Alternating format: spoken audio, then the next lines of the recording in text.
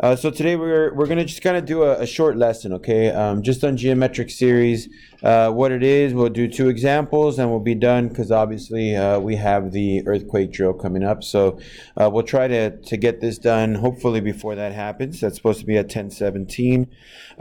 So this is what the geometric series looks like, okay?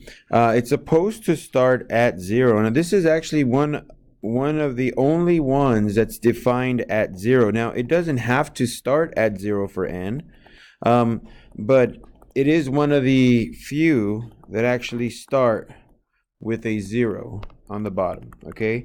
Sometimes that's kind of like a hint whenever you're trying to figure out what kind of series it is. If you notice it starts at 0, then it kind of gives you a hint like maybe it's geometric, okay? It doesn't mean it has to be, but it's one of those that's kind of characterized by that 0 start point, okay? So the sum as n goes from 0 to infinity is a times r to the n, which is equal to a plus ar squared. So you notice the r is the one that continues to multiply. The a term is just kind of the constant, okay? But this is a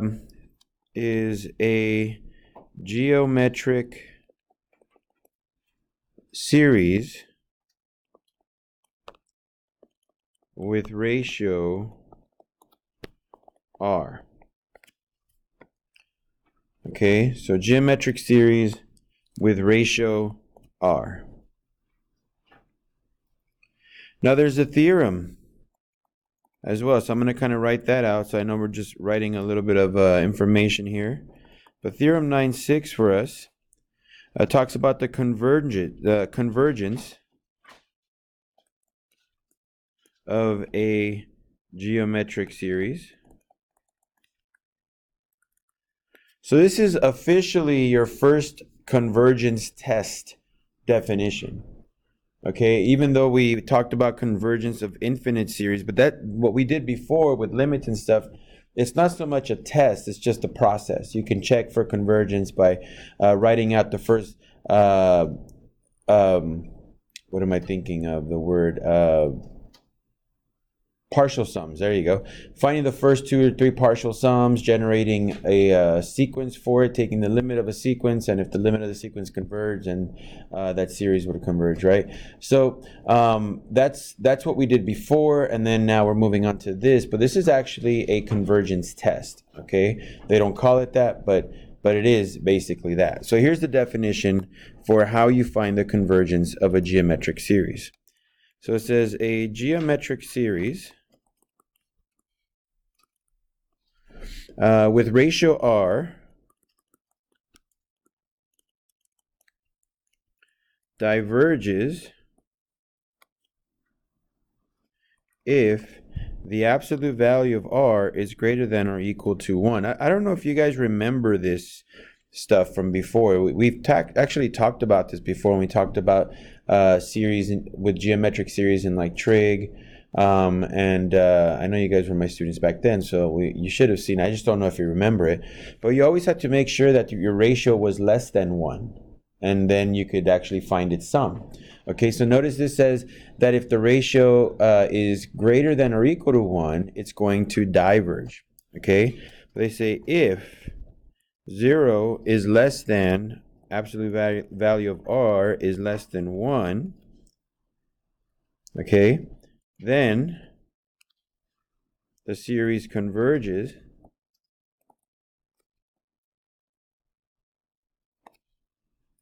to the sum. Let me move this up a bit. To the sum s equal to the sum as n goes from 0 to infinity of ar to the n, which is equal to, maybe this might remind you of something. I'm not sure. Just depends how well you can remember it. But the a over 1 minus r, that's how you would find your sum, your infinite sum. That's what we used to call it in trig and in algebra 2. And then there was a finite sum which had a different equation, but this was for your infinite sum. So if you're ever trying to figure out, does this geometric series converge or diverge, and you're like, oh, it converges, they might ask you, what's the sum of it? Then you figure out what your a is, what your r is, you plug it in, and you have your answer. Okay? By the way, you don't have to write this part right here. Okay, this is just kind of like the definition of it. You don't have to write that down. You can just ignore it if you want, but it's just by definition, that's what it looks like. So let me give you an example. So example 1. We're going to, actually, this is an example 1, right? Where were we at? I think, is this 3? Okay, it's 3, right? Are these... maybe I got to spell properly here. Are these convergent or divergent?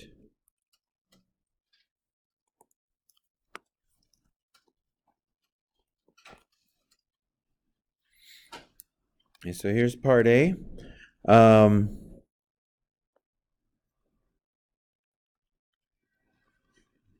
So the sum as n goes from 0 to infinity of 3 over 2 to the n. Sorry? Oh, no, never mind. Yeah, it's okay, it's okay. So we're going to check this first one, okay?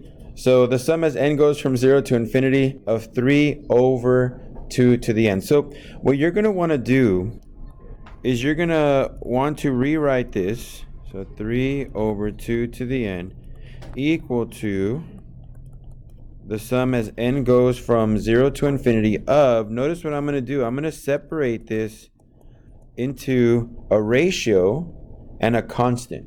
Okay, that 3 is not being influenced by the power of n. Only the half, right? I know it doesn't look like a half right now, but it is a half and being taken to the nth power. All right? So it's 3 times 1/2 to the n. Once you do this, then you ask yourself the question, is it true? We know that r equals half, right? So is it true that the absolute value of r is less than 1? Right? Well, yeah. Half, the absolute value of half is less than 1. It's greater than 0, which, by the way, it's always something you can just kind of not worry about too much. But it's going to be less than 1, so that's good. So this is a yes, right? So we know that that's true. So they're asking us, is this convergent? Then I'm going to say yes, right? So this is a convergent series. Now let's just find the sum. So the sum is going to be a over 1 minus r. Okay, so I'm just going to, let me highlight this thing here as the answer. Is this convergent or not? Yes, it is. This is a convergent series. Okay, but let's find the sum. Now, we know that r was half. I'm going to put up here that a, I'm just changing the color here so you can see where I'm writing it. A is equal to 3. Right? So just put that into your equation. S equals 3 over 1 minus half. Well, that's 3 over half, which equals to 6. So the sum of that infinite series, the geometric series, will add up to 6. If you add up every single possible term, it's going to eventually add up to 6. Okay? Now, again, you're adding from 0 to infinity. So you're adding an infinite amount of numbers together. And that what this thing is telling us that, yeah, eventually it is going to converge. And the number it's converging to, the sum that it's going to converge to is 6. Okay, it's going to be adding up to 6. So you can see doing these things isn't too difficult to do. It's not too hard to do, sorry. So let's go to B. Let's look at this one. We'll change the equation a bit.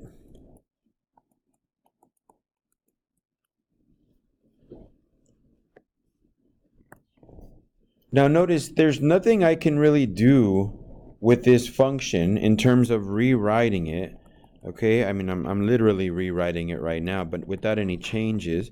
But there is no constant besides a 1 in the front. I can put a 1 right there, right? Because the 3/2 is a fraction. It's being taken to the nth power. That means that my r value is 3 over 2 and my a value is 1. Well, is it true that the absolute value of r is less than 1? No, right? That's false. So this geometric series diverges. Easy enough? Right? Just look at your r value. That's all you have to do. If the r value is greater than or equal to 1, you're going to say it diverges. If it's less than 1, you're going to say that it converges. So yeah, not too terrible. So one more example that sometimes people find a little difficult to do. Let's see.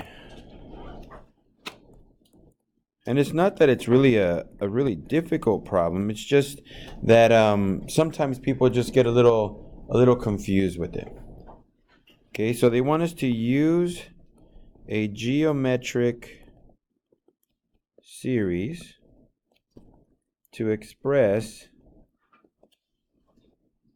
0.08 bar. Or if anything, let me do this. 0.080808 bar. I know it's the same thing. Okay? So express this as a ratio. Okay, so that's the question. Use a geometric series to express this as a ratio. So the first thing you're going to want to do, so 0.080808, that's the same as 0.08 plus 0.0008 plus 0.000008 plus etc. Okay, notice I'm just expanding it a little bit because I want to try to find some kind of ratio that it's multiplying itself by to get the next number and the next number and the next number. So I split it apart just a little bit. Now, the first one here, I can write it as 8 over 100, right? Because the 8 is in the hundredths place, right? And the next one, I can write it as 8 over 10,000. And the next one, 1, 2, 3, 4, 5, 6, it's going to be 8 over a million, etc. Are we okay with that? Okay, remember, all you got to do is figure out what's the place, right? So the 8, the first 8, 0.08, is in the hundredths place, so that's 8 hundredths, right? The next 8 would be in the 10,000s place, so that'd be 8 10,000s. The next 8 would be in the millions place, so it's 8 millions, right?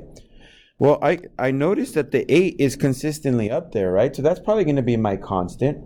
Let me rewrite the bottom.